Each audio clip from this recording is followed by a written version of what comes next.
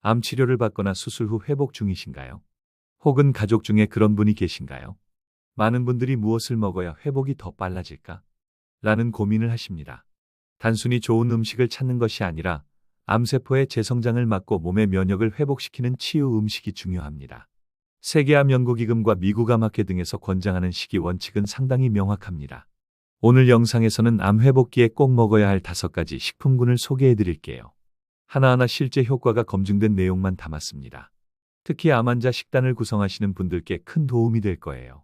시작하기 전에 구독과 좋아요, 알림 설정을 해주신다면 더 좋은 정보 말씀드리겠습니다. 이 영상이 여러분의 건강을 개선하는 데 조금이나마 도움이 되기를 바랍니다. 암 치료나 수술을 마친 분들에게 가장 먼저 권하는 식품군이 바로 항산화 식품이에요. 왜 그럴까요? 항산화 성분은 우리 몸에 쌓인 활성산소를 제거해주는 역할을 합니다. 이 활성산소라는 건 쉽게 말해 세포를 손상시키고 염증을 일으켜 암세포가 다시 자라기 쉬운 환경을 만드는 물질이에요. 그래서 치료가 끝난 후에도 이 활성산소를 줄이는 게 정말 중요하죠. 이때 가장 효과적인 식품이 바로 블루베리, 라즈베리, 딸기 같은 베리류입니다. 이런 과일에는 안토시아닌이라는 강력한 항산화 물질이 풍부한데요. 실제로 미국 암학회에서는 베리류가 암세포의 증식을 억제하고 암세포가 퍼지려는 걸 막는 데 도움이 된다는 연구도 발표했어요. 무엇보다 혈관을 보호하고 면역세포를 활성화하는 데 큰 도움이 돼요. 아침 공복에 베리류를 한 줌씩 챙겨 드시거나 플레인 요거트에 넣어 드시면 좋아요. 또 하나 꼭 빼놓을 수 없는 채소가 브로콜리예요. 브로콜리에는 설포라판이라는 성분이 들어있는데 이건 암세포가 성장하거나 분열하려고 할 때 그 과정 자체를 억제하는 물질입니다. 특히 유방암, 전립선암, 폐암 등 다양한 종류의 암에 대해 긍정적인 효과가 있다는 연구 결과가 많이 나와 있어요. 단 브로콜리는 너무 익히지 말고 살짝 데쳐서 드시는 게 영양소 손실을 막을 수 있는 방법이에요. 그리고 우리가 흔히 먹는 시금치, 케일, 청경채 같은 녹색 채소 그리고 당근, 단호박, 고구마 같은 주황색 채소들도 항산화 효과가 뛰어난데요. 이들은 비타민 A, C, E 같은 항산화 비타민이 풍부합니다. 이 비타민들은 세포 손상을 막고 피부와 점막을 건강하게 유지해 감염을 예방해주는 역할을 하죠.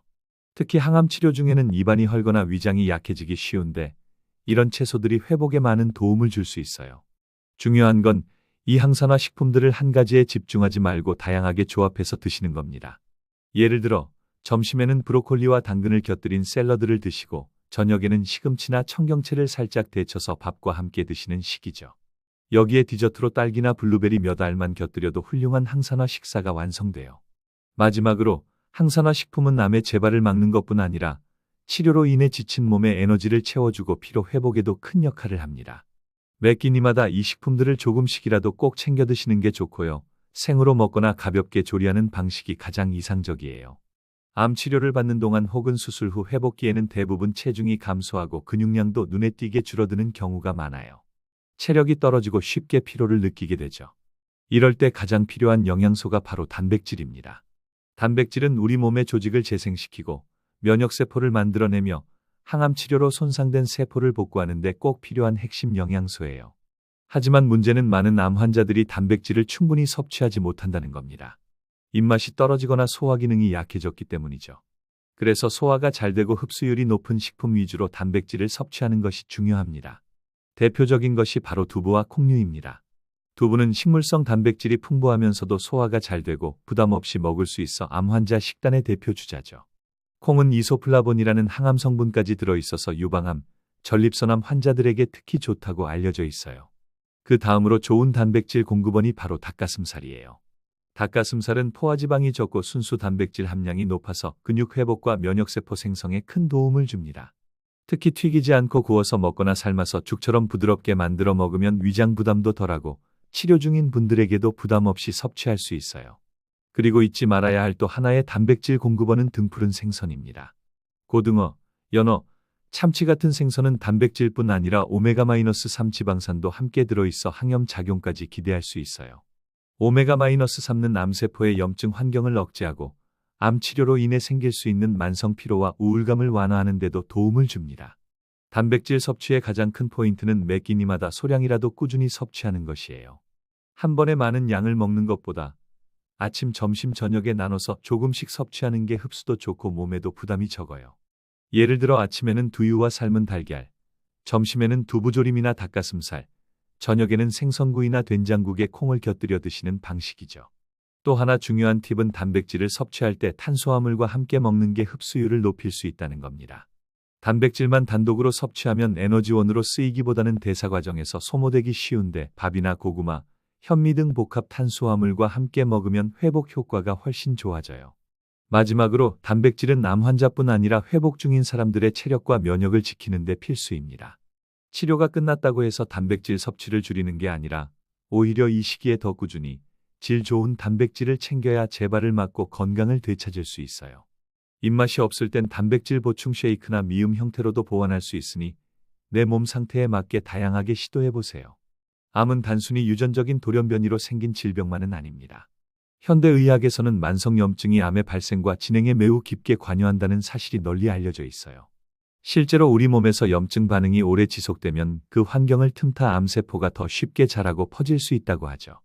그래서 암 회복기나 치료 이후 식단에서 가장 중요한 키워드 중 하나가 바로 항염입니다. 염증을 줄이는 식습관은 암 재발을 예방하고 면역 체계를 안정시키는 데 큰 도움이 돼요.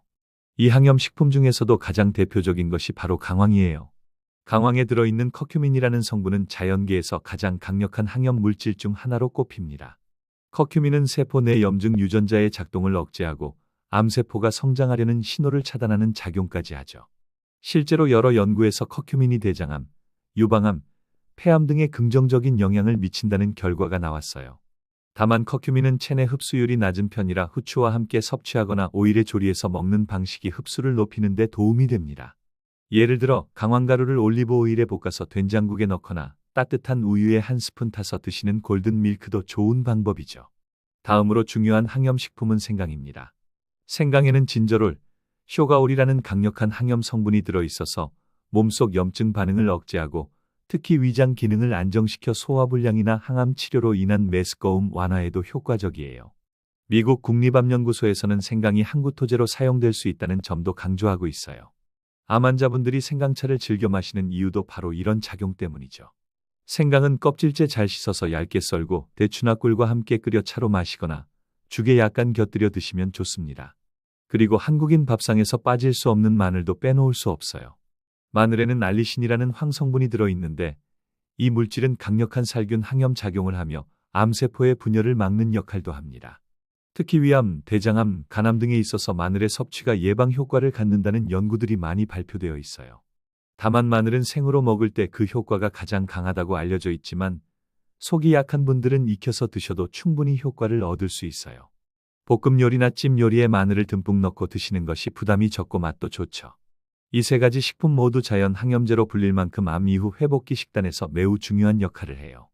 특히 몸에 부담이 적고 장기적으로 꾸준히 섭취할 수 있다는 점에서 매우 유리하죠. 하지만 무조건 많이 먹는다고 좋은 건 아니에요. 하루 권장량 내에서 적당히 자주 드시는 것이 가장 중요해요. 예를 들어 하루 한 잔의 강황우유, 식사에 곁들인 마늘 1에서 2쪽 그리고 생강차 한 잔 정도만으로도 충분히 항염 효과를 누릴 수 있습니다. 결국 암을 이겨낸 후의 식사는 단순히 영양만을 채우는 게 아니라 몸속 환경을 건강하게 되돌리는 과정이에요. 그런 의미에서 강황, 생강, 마늘은 아주 강력한 조력자라 할 수 있습니다. 이 세 가지를 평소 식단에 자연스럽게 스며들도록 해보세요. 여러분의 회복 속도와 면역력이 분명 달라질 겁니다. 암 치료 이후에 회복 중인 분들이 가장 많이 겪는 문제 중 하나가 바로 소화불량과 장 기능 저하예요. 특히 항암 치료나 방사선 치료를 받으면 장 점막이 손상되기 쉬운데 이때 면역력까지 급격히 떨어지면 몸이 전반적으로 무기력해지죠. 그래서 장이 튼튼해야 회복이 빠르다는 말이 괜히 나온 게 아니에요. 이때 꼭 챙겨야 할 영양소가 바로 식이섬유입니다. 식이섬유는 사람의 몸이 직접 소화하진 못하지만 장내 유익균들의 먹이가 되어 장 건강을 지키는 데 핵심적인 역할을 해요. 특히 프리바이오틱스로 불리는 불용성 식이섬유는 장내 미생물 균형을 잡아주고 암세포가 자라기 쉬운 염증 환경을 줄이는 데 도움을 줍니다. 가장 먼저 소개할 식이섬유 식품은 바로 귀리입니다. 귀리는 식이섬유 함량이 매우 높은 곡물로 베타글루칸이라는 성분이 풍부해요. 이 베타글루칸은 장 점막을 보호하고 면역세포인 대식세포를 활성화해주는 역할을 해요. 특히 콜레스테롤 수치를 낮춰주는 효과도 있어서 항암 치료 후 심혈관계 부담이 있는 분들에게도 이중으로 도움이 됩니다. 아침 식사로 귀리죽이나 오트밀을 만들어 드시는 것이 가장 이상적이에요. 두 번째로는 현미입니다. 많은 분들이 백미에 익숙하지만 백미는 정제되면서 식이섬유가 대부분 제거되죠. 반면 현미는 껍질 부분까지 포함되어 있어 섬유질이 풍부하고 장의 연동 운동을 도와 배변 활동에도 아주 좋아요. 특히 암 치료 후 변비나 복부 팽만이 잦은 분들에게 현미는 좋은 선택입니다. 물론 처음부터 완전 현미를 드시기 부담스럽다면 백미와 현미를 2일 정도 비율로 섞어서 시작하는 것도 좋아요. 그리고 가장 손쉽게 섭취할 수 있는 식이섬유원은 바로 각종 채소입니다. 시금치, 배추, 브로콜리, 양배추 같은 채소들은 수용성과 불용성 식이섬유를 모두 포함하고 있어 장을 부드럽게 정돈해주고 장내 독소를 배출하는 데 큰 도움을 줘요. 특히 양배추는 위 점막 보호에도 탁월해서 위암 수술 후 회복기 식단에도 자주 등장합니다. 식이섬유는 단지 장 건강만 챙기는 게 아니라 간접적으로 암 재발을 막는 데에도 연결돼요. 이유는 간단합니다. 장내 독소가 제대로 배출되지 않으면 체내 염증 수치가 높아지고 면역력이 약해지거든요. 그 상태에서는 암세포가 다시 살아날 환경이 만들어질 수 있죠. 그런데 식이섬유가 풍부한 식품을 자주 먹으면 이런 환경을 근본적으로 개선할 수 있어요. 다만 식이섬유를 급격히 늘리면 배의 가스가 차거나 더부룩할 수 있어요. 그래서 천천히 하루 1끼 식사에 채소 반찬 한두 가지씩 늘리면서 적응해 가는 것이 좋아요. 귤이나 현미도 처음엔 부드럽게 죽 형태로 섭취하거나 채소는 살짝 데쳐서 장의 부담을 줄여주는 방식이 이상적입니다. 또 중요한 건 식이섬유를 섭취할 땐 충분한 수분 섭취가 꼭 병행돼야 해요. 물을 적게 마시면서 식이섬유를 많이 먹으면 변이 딱딱해지고 오히려 변비가 심해질 수 있거든요. 하루 1.5에서 2리터 정도는 꾸준히 물을 드시는 걸 추천드려요. 결국 식이섬유는 암 이후 회복 과정에서 가장 기본적이면서도 핵심적인 역할을 합니다.